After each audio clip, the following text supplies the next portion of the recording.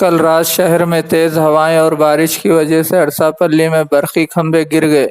तफसीलात के बावजूद निज़ामाबाद टाउन 1D6 अरसापल्ली में 8:30 बजे रात को तेज़ हवाओं से टीन शेड बरक़ी तारों पर जा गिरे, जिसकी वजह से बरक़ी खंभे और ट्रांसफार्मर गिर गए और बरक़ी सरबराही मसदूद हो गई।